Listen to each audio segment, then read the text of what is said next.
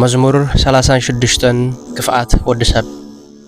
ኃጢአት ንኽፉእ ሰብ ኣብ ውሽጢ ልቡ ይዛረቦ ፍርሃት እግዚአብሔር ዝብልዎ ድማ የብሉን ንሱ ንገዛእ ርእሱ ኣዕብዩ ስለ ዝሓስባ እግዚአብሔር ኃጢአት ከም ዝገበርኩ ኣይፈልጥን እዩ ስለዚ ኣይኮነነንን እዩ ይብል ዝዛረቦ ሁሉ እከይን ጥልመትን እዩ ምስትውዓል ዝመልእን ሰናይ ምግባርን ሓዲግዎ እዩ ኣብ ምድቃሱ ክፍኣት ይፍሕስ ብእከይቲ መንገዲ ይኸይድ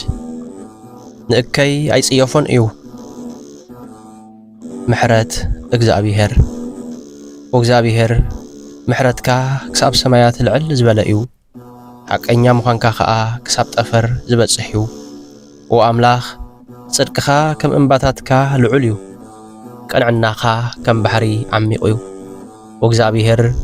ንሰብን ንእንስሳን እተድሕኖም ንስኻ ኢኻ ወኣምላኽ ምሕረትካ ክንደይ ክቡር እዩ ደቂ ሰብ ከዓ ኣብ ትሕቲ ኣኽናፍካ የጽልሉ ኣብቲ ቤትካ ተጽግቦም ብወሓይ ዝለውሃትካ ተርውዮም መበቈል ህይወት ንስኻ ኢኻ ብብርሃንካ ብርሃን ንርኢ ኣለና ነቶም ዝፈልጡኻ ምሕረትካ ነቶም ቁንዓት ልቢ ጽድቅኻ ወሰኽካሎም